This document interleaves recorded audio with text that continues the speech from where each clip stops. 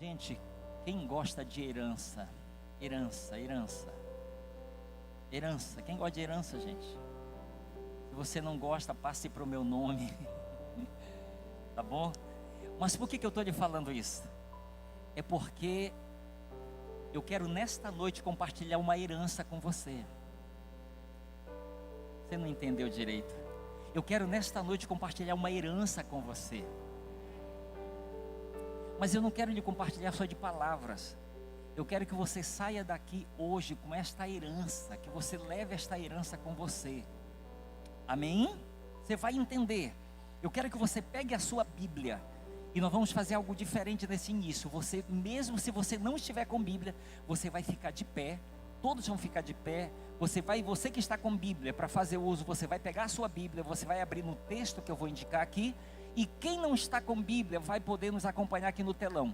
Mas enquanto você está ficando de pé, abra a sua Bíblia em Atos, capítulo de número 1.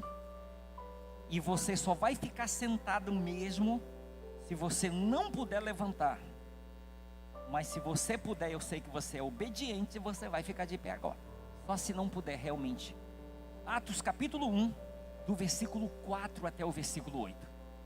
Ok? Preste bem atenção na leitura.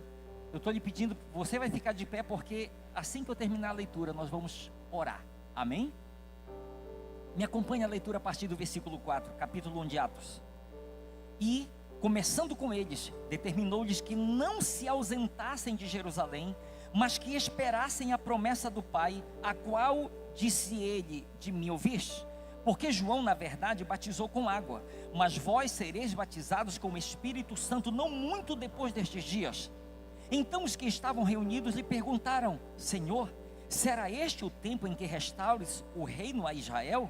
Respondeu-lhes: não vos compete conhecer tempos ou épocas que o Pai reservou para a sua exclusiva autoridade, mas recebereis poder ao descer sobre vós o Espírito Santo, e sereis minhas testemunhas, tanto em Jerusalém, como em toda a Judéia e Samaria, e até aos confins da terra. Amém. Eu vou pedir que você deixe a sua Bíblia, se você está com a Bíblia aí em mãos, eu vou pedir que você deixe a sua Bíblia, e eu quero que você ore comigo. Você pode liberar o tema desta palavra para a gente? O tema da palavra de hoje é o legado de Atos em ação. Você pode repetir esse tema comigo? 1, 2, 3 já. O legado de Atos em ação. Eu quero que você ore comigo. Ore comigo. Esta palavra legado é o mesmo que herança. A herança de Atos em ação. O legado de Atos em ação. Eu quero que você ore, mas eu quero que você abra o seu coração para o Espírito Santo. Porque me ouça. Atos capítulo 4, a partir do versículo 44, Atos 10, a partir do 44, nos fala que Pedro estava na casa de Cornélio pregando. E no meio da pregação o Espírito Santo interrompeu. Ele tem liberdade para interromper, não tem? Ele interrompeu a pregação de Pedro e diz a Bíblia que ele encheu todos que estavam naquela casa. Todos ficaram cheios. Olha aqui para mim. O Espírito Santo, se Ele quiser, Ele pode falar com você independente de qualquer coisa que eu falar aqui. Sim ou não? Ele pode fazer qualquer coisa independente do que eu pedir para Ele ou não. Sim ou não? Você concorda comigo? Então eu vou lhe pedir que acima de tudo, você abra o seu coração para aquilo que o Espírito Santo, Ele trouxe você aqui para falar com você nesta noite. Amém? Se você puder, feche seus olhos e levante as suas mãos. Pedir para você deixar a sua Bíblia, porque mãos levantadas pode ser um sinal de adoração, mas ao mesmo tempo é um sinal de rendição. Senhor, nós estamos aqui nesta noite, eu quero lhe agradecer por cada pessoa que está aqui. Obrigado porque Tu és Deus de propósito, o Senhor não faz nada por acaso. Está escrito que tudo o Senhor faz com um propósito, e nós estamos aqui com um propósito. E eu quero lhe agradecer, Espírito Santo, por estarmos juntos aqui. E eu quero te confiar a minha vida e a vida de cada pessoa que veio a este lugar. Senhor, tu tens uma palavra para liberar. Ah, Senhor amado, está escrito, o Senhor usou o profeta Isaías para dizer: assim será a palavra que sair da minha boca. Ela não voltará vazia, mas fará o que me apraz e prosperará naquilo para que a designei. Então, Senhor, libera nesta noite a tua palavra com propósito, e que no nome de Jesus ela cumpra o seu propósito. Espírito Santo, faça aquilo que está no teu coração. Abra o nosso entendimento, abra os nossos ouvidos espirituais, abra os nossos olhos espirituais, para que nós possamos ver, para que nós possamos ouvir, para que nós possamos receber revelação, entendimento daquilo que tu tens para falar neste tempo. Senhor amado, o Senhor usou Salomão para dizer que o justo, ele consegue discernir o tempo e o modo. O justo discerne o tempo e o modo. E eu quero lhe pedir, traz discernimento para cada um de nós, para que nós possamos entender o tempo em que nós estamos vivendo e o modo do Senhor agir, o modo do Senhor fazer as coisas. Em nome de Jesus nós te pedimos, faça isso, faça isso. E eu quero selar nesta noite isso, abençoando cada vida que está aqui, e aqueles que estão nos assistindo. Senhor, em nome de Jesus, que essas pessoas sejam alcançadas da mesma forma, para a glória e o louvor do Senhor, em nome de Jesus. Você que crê, diga amém. Eu quero dar liberdade para você tomar o seu lugar, e se você puder, aplauda Jesus bem forte. Glória a Deus, glória a Deus, glória a Deus. Olha aqui para mim, queridos, diga comigo, Pentecoste. Diga bem forte, Pentecoste. Queridos, o Pentecoste, ele nos fala de algo muito tremendo. Pentecoste, ele nos fala de uma celebração. Mas não é qualquer celebração, não é qualquer festa. Pentecoste, ele nos fala de uma celebração do novo, de uma celebração de algo fresco, de algo diferente, de algo grande. Pentecoste nos fala de algo sobrenatural. Pentecoste é a celebração que comemora a descida do Espírito Santo à terra. Pentecoste é o nosso legado. Pentecoste é a nossa herança, e quero que você entenda isso aqui. Pentecoste é o manto que tem sido transferido para nós. Pentecoste é o nosso chamado. Eu quero que você receba aquilo que o Espírito Santo tem para liberar para a sua vida nesta noite, para você receber. Pentecoste é uma renovação de propósito. Pentecoste é como se Deus estivesse renovando nos nossos dias aquilo que Ele fez lá, como está escrito em Atos capítulo 12, versículo 1, ao cumprir-se o dia de Pentecoste. É uma renovação de propósito. Pentecoste é Deus renovando o chamado do seu povo. Pentecoste é o manto que nos foi deixado pela igreja primitiva. Pentecoste é hoje para mim e para você. É para nós vivermos nos dias de hoje o Pentecoste, queridos. É para nós vivermos. Por quê, pastor? Deixa eu te dar uma razão. Porque se nós não, como igreja, não vivermos o Pentecoste hoje, nós não vamos, como igreja, conseguir cumprir o propósito de Deus. Nós precisamos entender isso. Nós precisamos entender isso. Atos capítulo 1, versículos 6 e 7.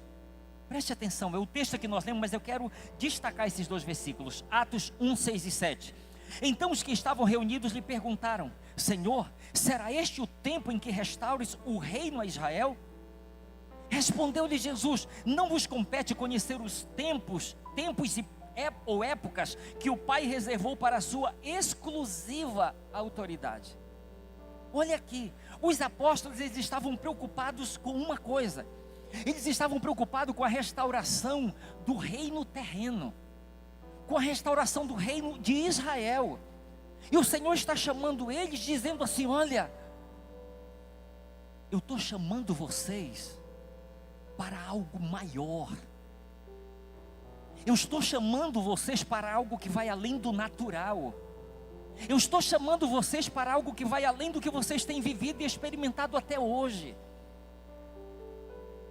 Enquanto eles estavam focados no natural, Senhor, este é o tempo do Senhor restaurar o reino a Israel.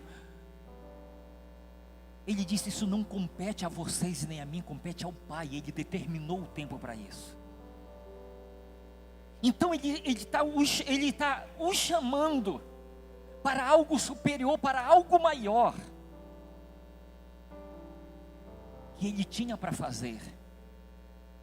E como eu falei no domingo passado, eles estavam envolvidos naquilo que o Senhor queria fazer. Você lembra? Rogai ao Senhor da seara para que Ele mande trabalhadores para a sua seara. Por que eu vou rogar? Porque Ele quer me envolver naquilo que Ele está fazendo aqui na terra. Porque você vai rogar? Porque Ele quer lhe envolver naquilo que Ele está fazendo aqui na terra. Eu posso ouvir um amém da sua parte? Diga: eu estou envolvido nesse projeto. Então o Senhor está dizendo: eu estou chamando vocês para algo melhor, para algo maior, para algo sobrenatural. O natural, ele vai acontecer? Vai. Mas eu não posso permitir que o natural me impeça de ver e de nem experimentar o sobrenatural que Deus tem para mim. Eu não posso permitir que isso aconteça, queridos. Eu não posso. O que o Senhor estava ali falando? É como se Ele dissesse: olha, eu tenho realmente algo que vocês ainda não viram, que vocês ainda não experimentaram, mas que está reservado para vocês. Queridos, me ouça. O Senhor, Ele está falando comigo e com você que existe um manto pentecostal que está sobre as nossas vidas. Existe uma herança pentecostal que está sobre a minha e sobre a sua vida, sobre a minha e sobre a sua casa. Nós precisamos entender isso. Nós devemos pensar maior, devemos pensar grande, devemos pensar além, e devemos pensar além das nossas limitações. Por que, pastor, pensar maior? Por que pensar além? Me ouça, porque nós, a igreja do século 21, nós estamos dando sequência na história. Nós, a igreja do século 21, estamos dando sequência na história, queridos. Eu quero que você entenda isso. É por isso que o tema é o legado de Atos em ação. Nós estamos dando sequência. Existem 5 elementos essenciais para a história que está sendo escrita. Guarde isso. Existem 5 elementos essenciais para a história que está sendo escrita. Pastor, o que é um elemento? O elemento é cada parte, é cada componente, é cada integrante, ou cada porção que compõe um todo. Existem 5 elementos essenciais para a história que está sendo escrita. E me ouça, os elementos que eu quero compartilhar aqui, eles foram essenciais para a construção da igreja, da história da igreja primitiva. Porém, me ouça, a história, ela chegou só até Atos capítulo 28. A história que a igreja primitiva conseguiu construir, escrever, viver, ela se encerrou no capítulo 28 de Atos. O que você está querendo dizer com isso, pastor? Me escute. Nós estamos escrevendo a sequência da história debaixo de um manto, debaixo de um legado. Nós fomos chamados e levantados para escrever a continuação de Atos. A igreja de hoje, me ouça e guarde isso, ela está escrevendo Atos capítulo 29.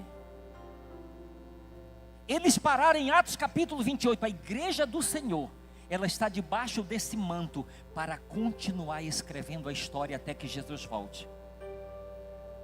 Ela está debaixo desse manto, ela está debaixo desse legado. Atos 1:8, mas recebereis poder ao descer sobre vós o Espírito Santo e sereis minhas testemunhas, tanto em Jerusalém como em toda a Judeia, Samaria e até aos confins da terra. Ouça, nós chamamos para esses 5 elementos de os 5 P's. Todos esses 5 elementos começam com a letra P. Os 5 P's. E eu quero que você aperte seu cinto aí para a gente caminhar um pouco, que eu ainda quero orar hoje com você. Qual é o primeiro P desses 5 elementos que são essenciais para nós escrevermos a história, ou continuarmos escrevendo essa história? O primeiro P desses 5 elementos, o primeiro P é o P da promessa pentecostal. Este é o primeiro P, é o P da promessa pentecostal. Joel capítulo 2, versículos 28 e 29. Queridos, preste atenção, olha aqui para mim. Antes de eu... Feche isso aí para mim, rapidão, feche isso aí para mim. Olha aqui para mim, por favor. Quem está entendendo o que eu estou falando até agora, dá um sinal com a mão aí. Quem entende que esse legado é para a sua vida, levanta a mão aí para mim.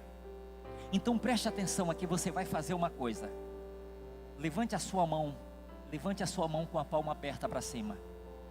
Quando eu falar algo que você entende que é de Deus e que é bênção para a sua vida, você vai fazer isso. Eu recebo em nome de Jesus. Está entendido? Amém? Vamos fazer um teste aí? Levanta a sua mão bem rápido e diga: eu recebo em nome de Jesus. Amém, queridos? Porque às vezes passa tanta coisa boa e... já foi. O que ele falou mesmo? Já foi. Então não perca nada. Eu recebo em nome de Jesus. Amém? Tá ligado comigo aí, gente? Então, primeiro teste. Joel capítulo 2, versículos 28 e 29. A promessa pentecostal, primeiro P. E acontecerá depois que derramarei o meu espírito sobre toda a carne. Vossos filhos e vossas filhas profetizarão, vossos velhos sonharão e vossos jovens terão visões. Até sobre os servos e sobre as servas derramarei o meu espírito naqueles dias. Existe uma promessa pentecostal para a igreja de Jesus. Existe uma promessa pentecostal para a igreja de Jesus. E eu tomo posse dessa promessa. Eu me agarro a essa promessa. Por que, pastor, que você está se agarrando a essa promessa? Eu vou já lhe dar uma razão, está bem aqui pertinho. Vou já lhe dar uma razão para você se agarrar a essa promessa junto comigo. Me ouça. Joel, ele foi levantado por Deus, usado por Deus. Ele viu, ele profetizou sobre o derramamento do Espírito, mas ele não experimentou. Ele viu, ele profetizou, mas ele não experimentou. Olha a prova aí, gente. Mas o Senhor está levantando uma geração. E essa geração está sendo levantada debaixo dessa promessa. Essa promessa é para a geração atual que Deus tem levantado. Ele escolheu que esta geração experimente esse mover, esse agir dele. Ele escolheu esta geração para isso. Essa geração, ela vai receber, ela vai experimentar e ela vai viver a realização, ela vai viver a concretização dessa promessa pentecostal. Eu creio nisso. Eu creio do fundo do meu coração.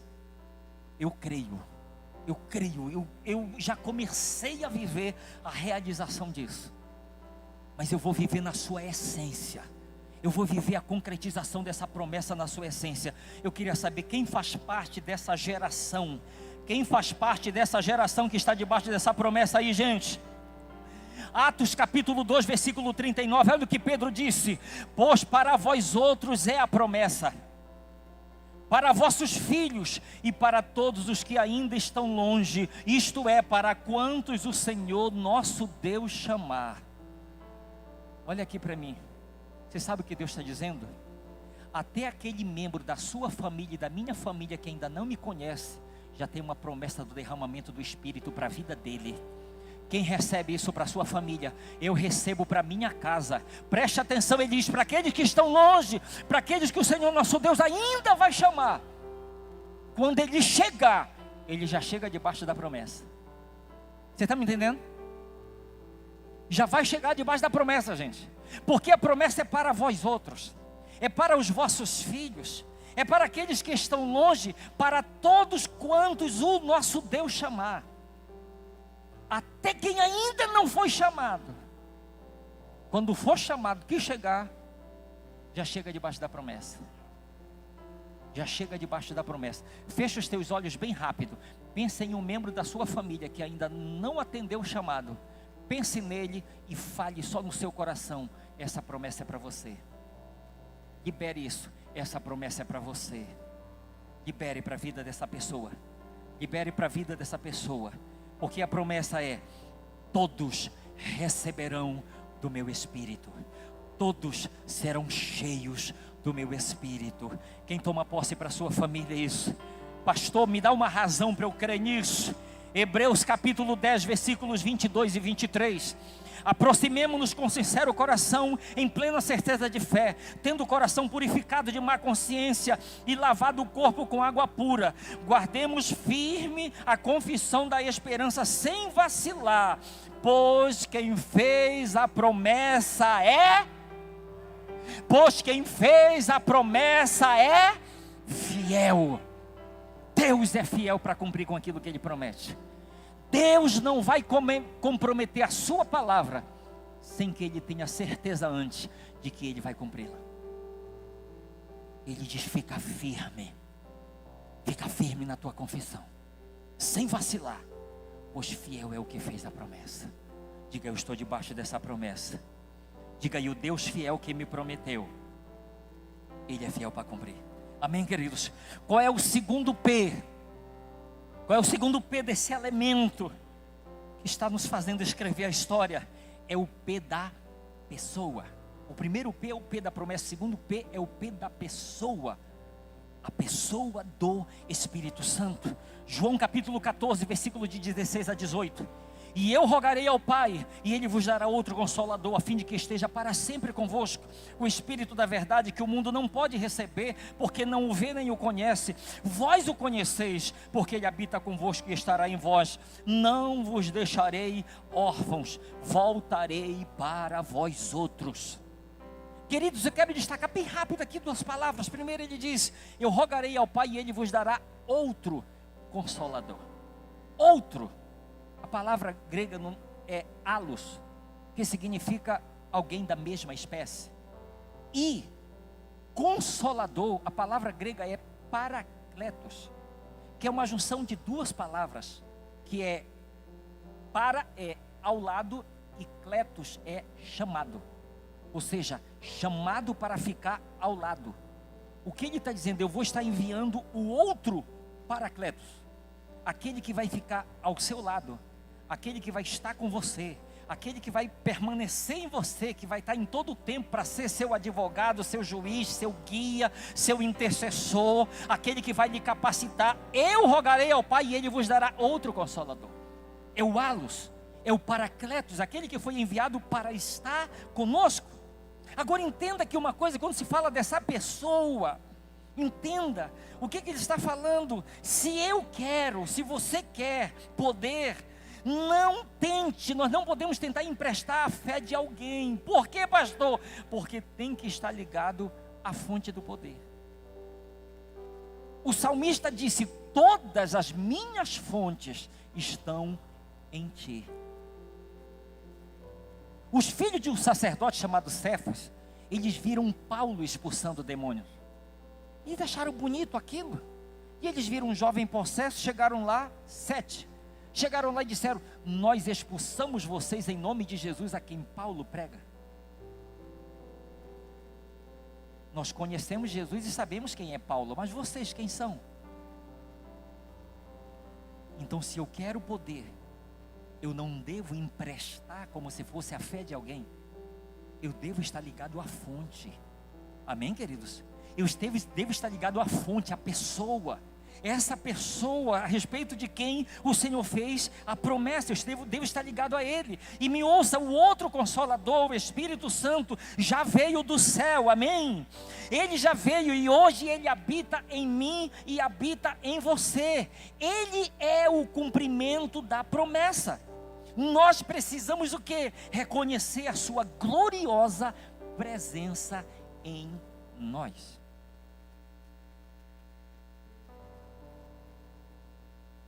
Pastor, o senhor está falando do quê? Um dia eu tentei achar um discípulo meu na hora, não deu certo, lá no Pará. Eu fui numa casa para expulsar um demônio, sozinho, não foi nenhum outro comigo. Quando eu cheguei no portão, era mais ou menos uns 7 metros do portão para a porta da casa. A pessoa apareceu na porta da casa, possessa de demônio, olhou para mim e perguntou: tu vieste sozinho para nos enfrentar, foi?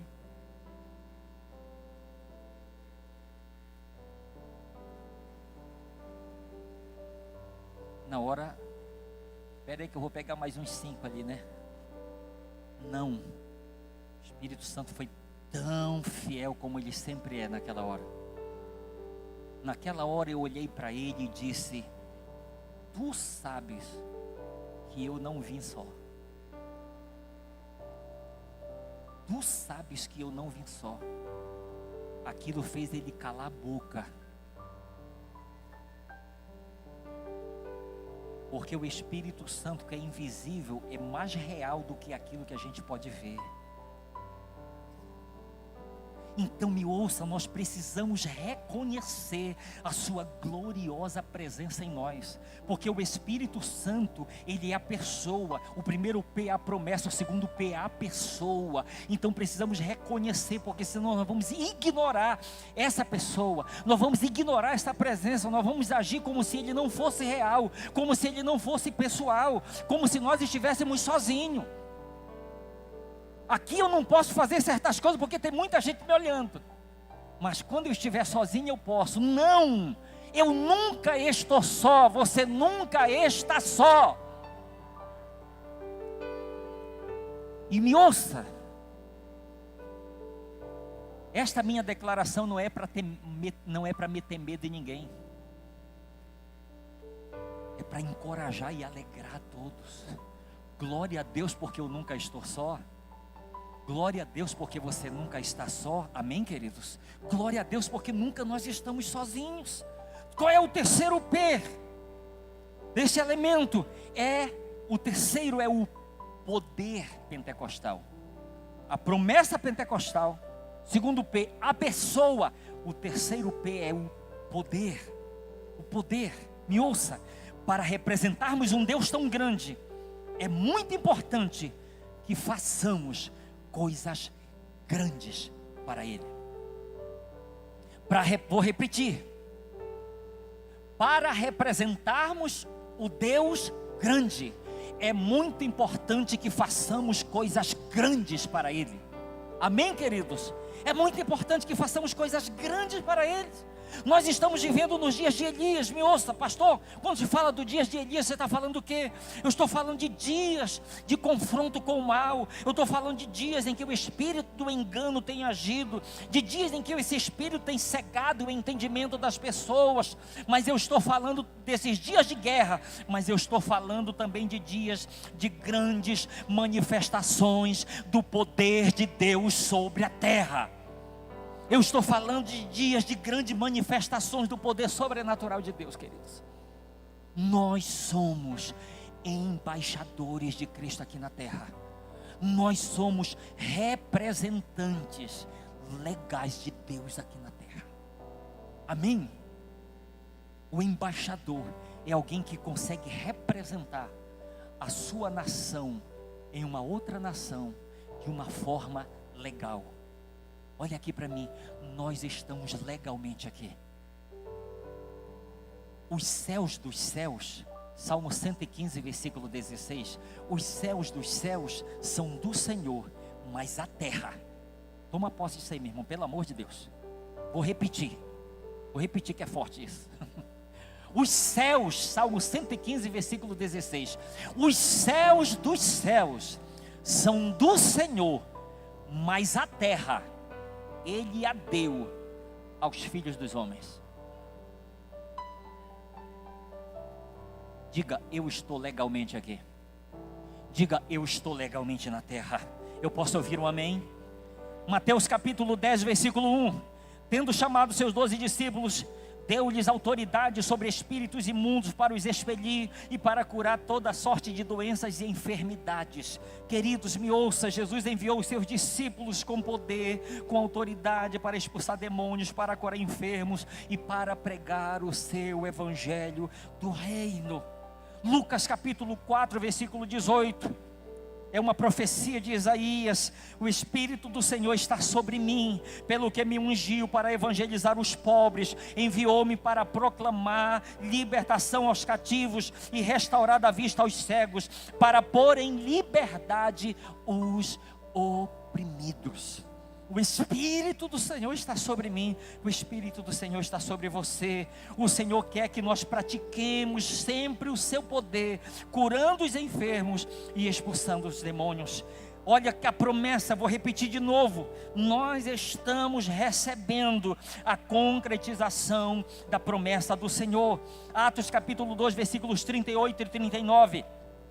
Respondeu-lhes Pedro: arrependei-vos e cada um de vós seja batizado em nome de Jesus Cristo para a remissão dos vossos pecados, e recebereis o dom do Espírito Santo, pois para vós outros é a promessa, para vossos filhos e para todos os que ainda estão longe, isto é, para quantos o Senhor nosso Deus chamar.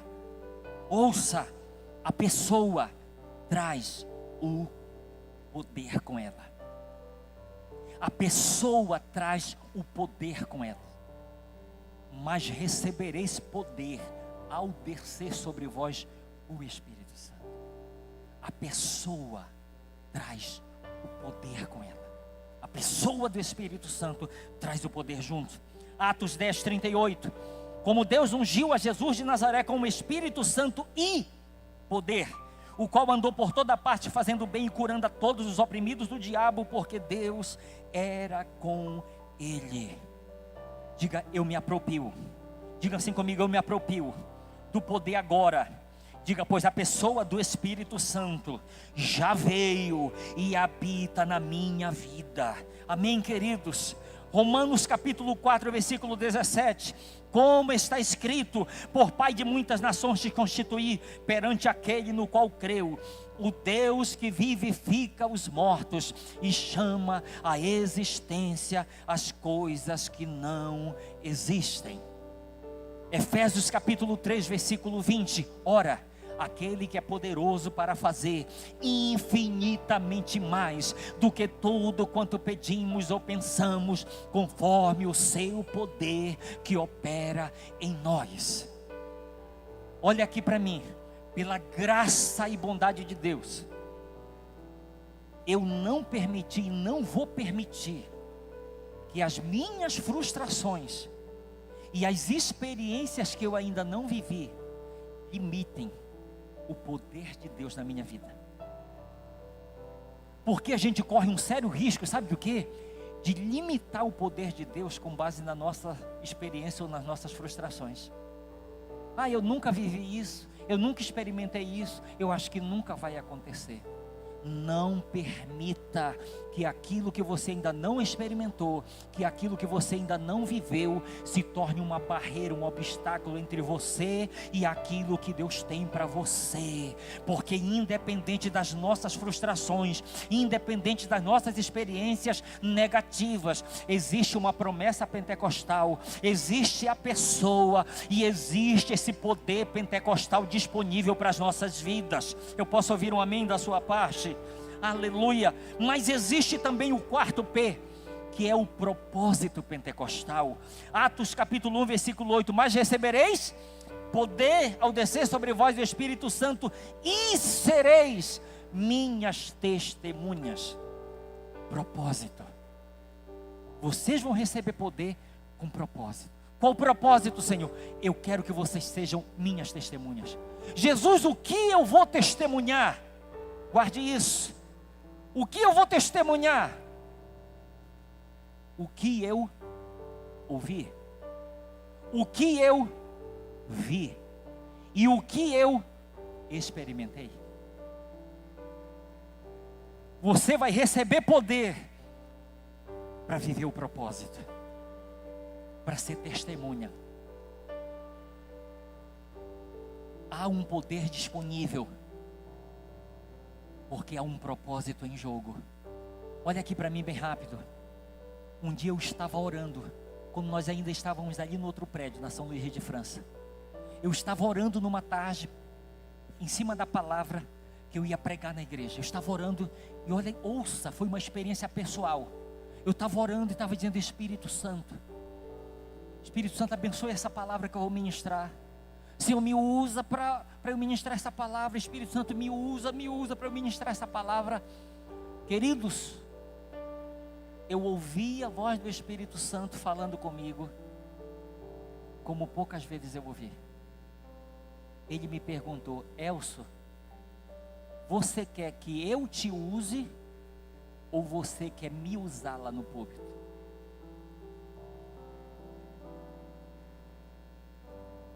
Aquilo me quebrou,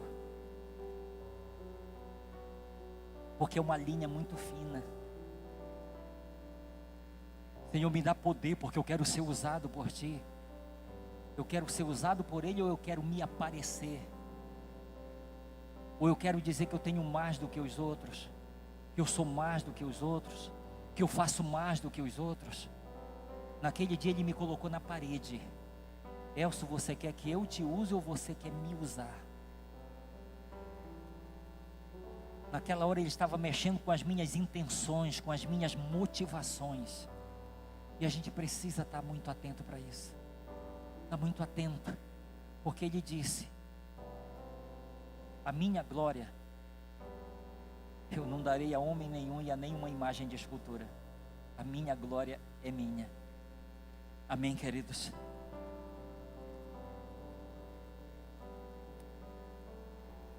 Quinto P, plano pentecostal.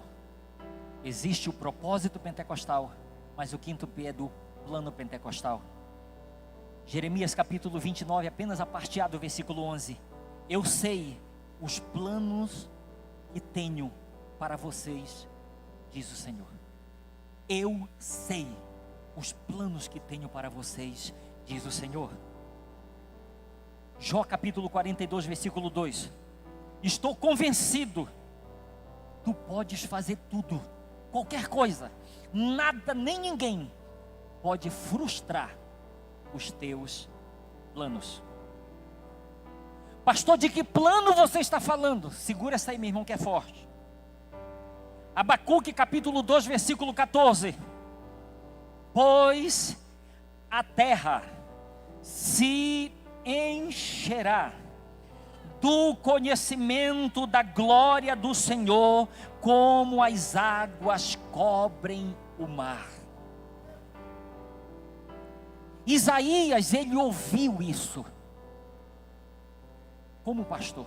Isaías capítulo 6. Ele viu o Senhor assentado num alto e sublime trono, e os serafins voavam em volta daquele trono. E diz a Bíblia que uns diziam aos outros: Santo, Santo, Santo é o Senhor dos exércitos. Toda a terra está cheia da sua glória. Ramandala masube catabaxeria labai. Toda a terra. Pastor, de que glória você está falando? Eu estou falando da glória manifesta de Deus, da glória que Moisés viu e experimentou no monte, da glória que todos os filhos de Israel viram lá diante do monte Sinai. Capítulo 19 de Êxodo. Porque o Senhor disse: Moisés, eu vou descer sobre esse monte.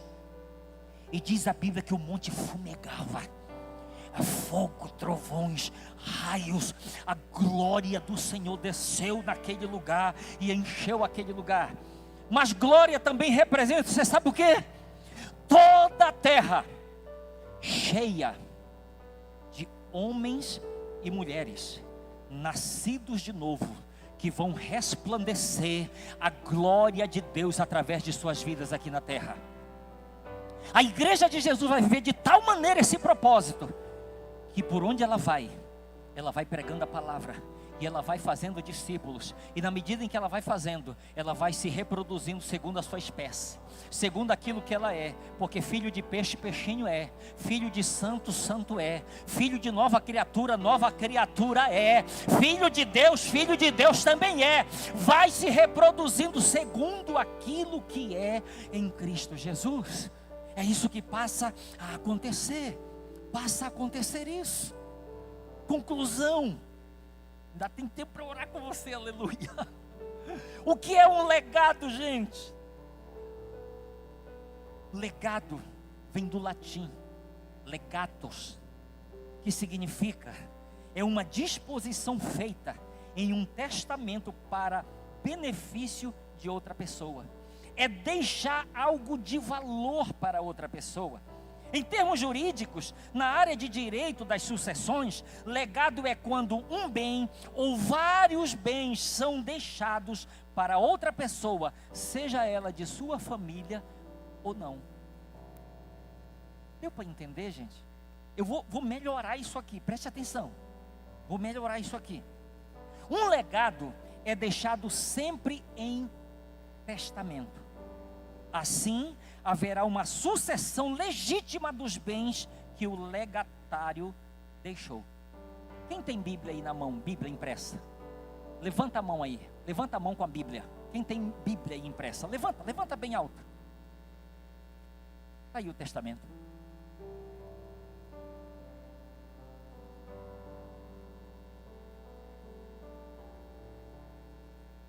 Não entenderam?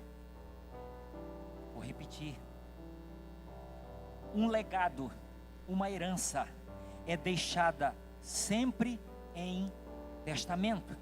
Assim haverá uma sucessão legítima dos bens que o legatário deixou. Você tem nas suas mãos 2 testamentos, o Antigo e o Novo Testamento. O testamento foi deixado para você por escrito. Você é herdeiro. Você é um herdeiro, é uma herdeira legal de tudo aquilo que pertence ao seu pai. O testamento está aí, está na minha e está na sua mão. O testamento, a garantia daquilo que é nosso por herança em Cristo Jesus. Amém, queridos? 2 Coríntios capítulo 12, versículo 14. Eis que pela terceira vez estou pronto a ir ter convosco, e não vos serei pesado, pois não vou atrás dos vossos bens, mas procuro a vós outros. Não devem os filhos entesourar para os pais, mas os pais para os filhos. Pastor, o que o senhor está falando aí, pastor? Me ouça. Nós, a igreja da presente era, nós somos filha da igreja primitiva. A igreja primitiva é a nossa mãe. Ela nos deixou um legado. Agora, só para eu dar uma apertada aqui no cinto, olha aqui para mim. Olha aqui para mim, por favor. Jesus vai entrando em Jerusalém, montado em um jumentinho. Ele é levado, e diz a Bíblia que ele chega em uma certa parte, e ele começa a olhar para Jerusalém e começa a chorar. Poucas vezes na Bíblia é mencionado que Jesus chorou. E uma dessas vezes que ele chorou foi diante de Jerusalém, da cidade. Ele chorou e começou a falar. E Lucas registra isso. Ele chorando, ele diz: ah, Jerusalém, Jerusalém, ah, se ainda hoje você reconhecesse o que te é devido à paz, mas isso está longe de ti. Dias virão em que teus inimigos te cercarão com trincheiras, arrasarão a ti e aos teus filhos dentro dos teus muros,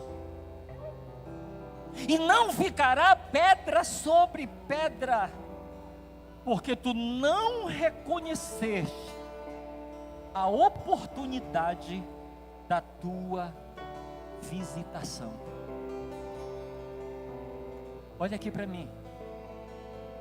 uma das coisas que mais eu temo